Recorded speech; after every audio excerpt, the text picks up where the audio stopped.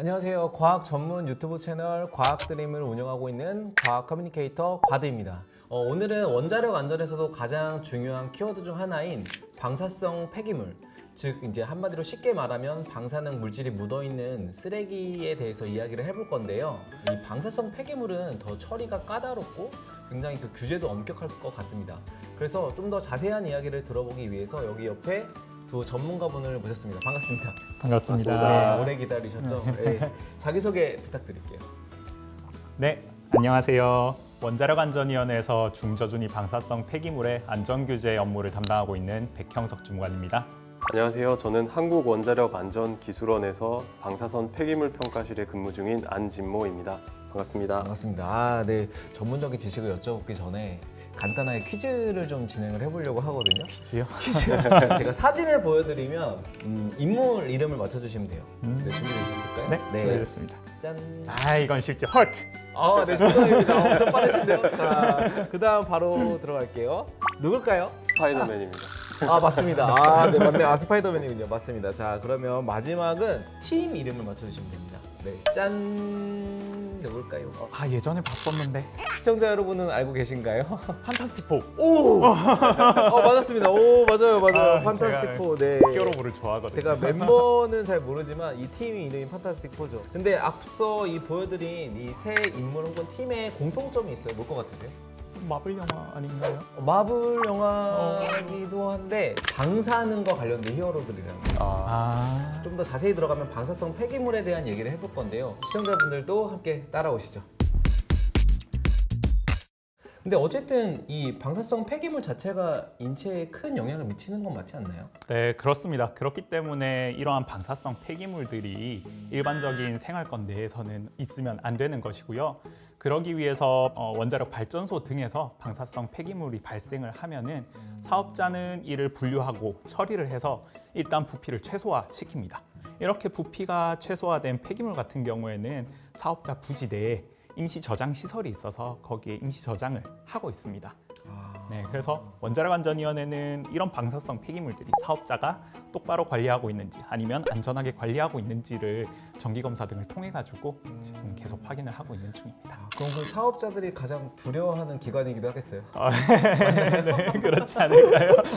근데 제가 알고 있기로는 이 방사성 폐기물 자체가 어떤 방사성 물질이 내뿜는 방사선의 양에 따라서 다르게 분류된다고 알고 있거든요. 실제로 얘네가 어떻게 좀 종류가 다른 거예요?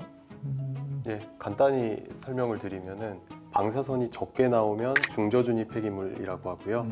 방사선과 열이 많이 나오면 고준위 폐기물이라고 합니다.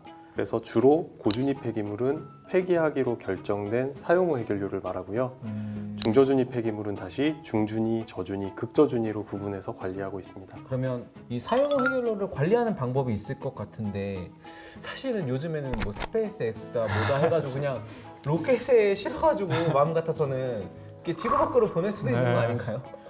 제 마음에도 그렇게 네. 밖으로 보내버리고 싶고 이게 논의가 되지 않은 것은 아닌데요. 아시겠지만 그 비용이 천문학적으로 들어가게 되고요. 맞죠.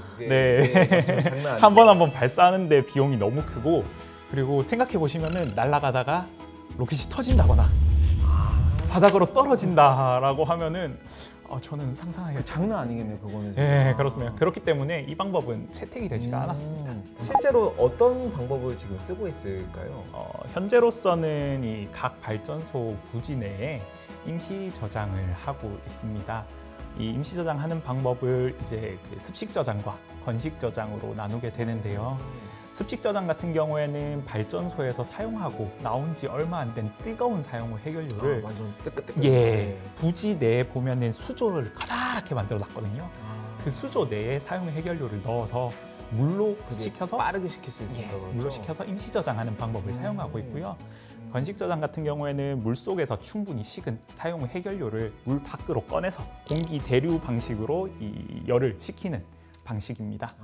네. 그렇게 임시 저장하는 거 말고도 다른 방법이 있을 것 같은데 또 논의되고 있는 방법이 있나요? 지하 500m 정도 이상의 깊은 심층에다가 이 사용 후 해결료를 최종적으로 처분을 하는 방법을 지금 채택을 했고요. 500m요? 예.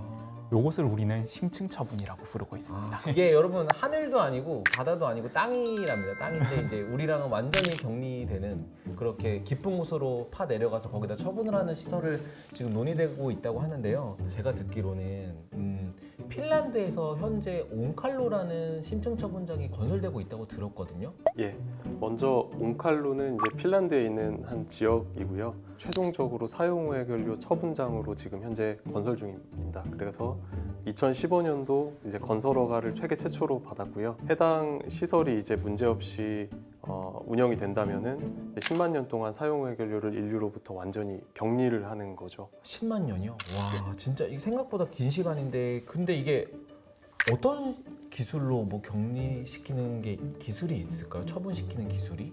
가장 대표적인 게 크게 세 가지가 있는데요. 먼저 사용 후 해결료를 외부가 구리로 되어 있는 캐니스터 안에다가 서로 밀봉을 하고 그리고 땅속 깊숙이 묻기 전에 그 주변을 벤토나이트라고 하는 팽창성 점토로 감싼 뒤에 단단한 집안 안으로 이제 단단히 묻는 겁니다.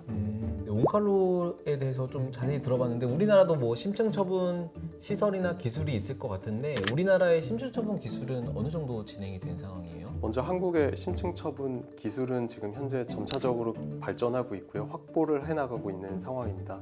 그래서 이런 노력의 일환으로 한국에서는 2021년도부터 정부 3개 부처랑 그리고 관련되어 있는 7개 연구기관들이 서로 협업을 해가지고 사용 후 해결료의 관리부터 처분까지 굉장히 다양한 부분을 연구를 하고 있습니다. 원자력 안전위원회에서는 저희 소관 과제를 통해 가지고 관련 법령을 정비를 하고 그리고 사용 후 해결료 심층 처분에 관한 안전성 평가를 규제의 맥락에서 검증하는 그런 부분을 연구를 하고 있습니다. 그렇죠. 이게 중요하죠. 왜냐하면 사용 후 해결료 자체가 어떻게 보면 위험한 물질이기 때문에 규제가 철저하게 이루어져야 되고 안전 검증도 충분히 확실하게 이루어져야 되는 측면이 있는 거죠. 방사성 물질 자체가 사실은 원자력 발전소에만 있는 건 아니잖아요. 다른 시설에서도 많이 발생하는 것으로 알고 있는데 특히 병원 같은 데서도 뭐 중저준위 방사성 폐기물이 나온다고는 알고 있거든요. 이런 것들은 또 어떻게 처리를 하고 있을까요? 그 고준위 방사성 폐기물이랑은 또 다를 것 같아요. 예, 아까 말씀드렸다시피 이제 중저준위 방사성 폐기물이라는 것도 있는데요. 네. 이제 뭐 발전소에서 나오거나 아니면 병원 등에서 나온 이런 중저준위 방사성 폐기물 같은 경우에는 현재 경주에 위치하고 있는 한국원자력환경공단이라는 공공기관이 있습니다. 네네. 그 공공기관에서 중저준위 방사성 폐기물 처분 시설을 현재 운영하고 있고요. 네, 요 처분 시설에 이제 사업자가 그 임시 보관하고 있는 중저준위 방사성 폐기물을 이제 안전하게 경주로 운반을 하게 되면은 지하 80m에서 130m 정도의 그 처분을 할 수 있는 사일로가 있거든요. 사일로요? 예예. 그 사일로가 뭐예요? 원자력 발전소 보시면은 동그랗게 맞아, 경납 건물이 맞아. 예, 있잖아요. 맞아, 그런 맞아. 것처럼 이제 외부의 환경이나 이런 것들을 위험을 막아주는 경납 건물이고요. 거기에 중저준위 방사성 폐기물을 넣어서 최종적으로 안전하게 처분을 하게 됩니다. 그 저 한 가지 궁금한 게 있는데 이거 운반도 하잖아요. 네네. 그 운반할 때도 뭔가 이게 안전하게 운반하는 방법이 있을 것 같은데 그런 것도 있을까요? 예, 당연합니다. 이게 원자력 법령에 따라 가지고 사업자는 그 운반 규정에 맞춰서 운반을 하게 되고요. 원자력 안전위원회는 이런 운반 행위 그리고 나아가서 최종적으로 처분을 하는 행위에 대해서 운반 안전성과 처분 적합성을 전체적으로 검토를 하게 됩니다. 검토를 하고 확인을 해서 사업자가 이것을 안전하게 추진하고 있는가에 대해서 점검을 하게 됩니다. 와, 진짜 디테일하게 관리하고 있네요. 예, 그렇습니다. 그러면 이 사용 후 해결료라고 하면은 일단은 위험하기 때문에 이제 관리가 잘 이루어져야 되고 또 안전하게 규제가 되고 있는지 이런 것들을 시민분들이 궁금해할 수 있잖아요. 그러면 이제 저 역시 그게 궁금한데 이거를 뭐 어플이나 웹사이트 등에서 이렇게 찾아볼 수 있는 방법도 있나요? 원자력 안전정보 공개센터라는 홈페이지가 있습니다. 원자력 안전정보 공개센터. 네. 네. 거기에 들어가 보시면은 방사성 폐기물 안전관리 통합정보 시스템이라고 있는데요. 여기에 들어가 보시면은 그간에 있었던 규제 활동들 그리고 방사성 폐기물과 관련된 정보들이 자세하게 잘 나와 있습니다. 거기서 네. 바로바로 다운로드해서 볼 수 있는 예, 맞습니다. 오, 네, 그러면 지금까지 두 분께서 이 방사성 폐기물 관리 방법 등에 대해서 이제 얘기를 해주셨는데 그 앞으로의 이 관리 방법에 대한 방향이나 계획들이 있을까요? 원자력이라는 걸 이용하게 되면은 필연적으로 나올 수밖에 없는 것이 바로 방사성 폐기물입니다. 어쩔 수 없죠. 예, 원자력 안전위원회에서는 이러한 방사성 폐기물을 사업자가 안전하게 관리하고 합리적으로 관리할 수 있도록 항상 검토하고 확인하면서 노력하도록 하겠습니다. 아, 굉장히 좋은 말씀 감사드리고요. 네. 먼저 일반적으로 방사성 폐기물 관리 사업이라고 하면 다수의 국민이 사실 우려를 하고 좀 걱정을 하는 부분인데요. 맞아요. 그 원인이 주는 뭔가의 위협감이 있어요. 맞습니다. 그렇게 인식이 되는 이유 중 하나가 저는 전문가 집단과 국민 간의 소통 부족이라고 생각을 합니다. 그래서 국민들에게 좀 더 다가갈 수 있도록 신뢰를 받을 수 있도록 더 노력을 해야 할 것 같습니다. 아, 진짜 좋은 말씀 해주신 것 같아요. 이게 소통이라는 게 진짜 중요한 것 같고 이 촬영에 참여해주신 것 자체도 사실은 소통을 위한 거라고 저는 생각을 하거든요. 그렇지 않나요? 맞습니다. 저는 이제 오늘 이 이야기들을 나누면서 어떤 생각이 들었냐면은 제가 이제 관광지 같은 데 놀러 가면은 쓰레기장이 있잖아요. 근데 어떤 관광지는 쓰레기장이 진짜 잘 관리가 되고 있고 어떤 관광지는 개판 5분 전이에요. 냄새도 너무 많이 나고 그러면 이제 그 관광지에 대한 이미지가 확 떨어지거든요. 근데 이 방사성 폐기물도 좀 이거랑 좀 비슷한 맥락에서 해석해 볼 수가 있는 게 이런 것들이 어떻게 보면 그 국가의 이미지와도 직결된다는 느낌이 드는 거예요. 그래서 그 잘 안전하게 규제하고 관리하는 것들을 이제 원자력 안전위원회에서 잘 이끌어 주실 거라고 생각하고 믿고 가겠습니다. 철저히 안전 규제를 하도록 하겠습니다. 네, 두 분은 오늘 출연 소감이 어떠셨어요? 이번 기회를 통해서 이런 방사성 폐기물이 어떻게 안전하게 관리되고 있고 관리하고 있는지에 대해서 말씀을 드릴 수 있는 자리였던 것 같고요. 이 기회를 통해 가지고 국민 여러분들의 안심을 조금이라도 더 도모할 수 있는 자리가 되었던 것 같습니다. 진짜 말씀 너무 잘하시네요. 하나도 절지 않으시고 어떠셨어요, 연구원님? 먼저 이렇게 과학드림님과 실제로 얼굴 보면서 이렇게 촬영을 해보는 경험 자체가 굉장히 재밌었고요. 그리고 어떻게 보면 좀 헤어 메이크업도 좀 받다 보니까 맞아요. 저희 아들이 있는데 아들이 알아볼 수 있을지. 아들이 아직 어린가 봐요. 예, 지금 2살 안 됐습니다. 이러면 이제 띵동하고 들어가면 운다고요. 맞아. 걱정입니다. 네, 오늘 이 두 전문가분을 모시고 방사성 폐기물에 대한 이야기를 많이 나눠봤고요.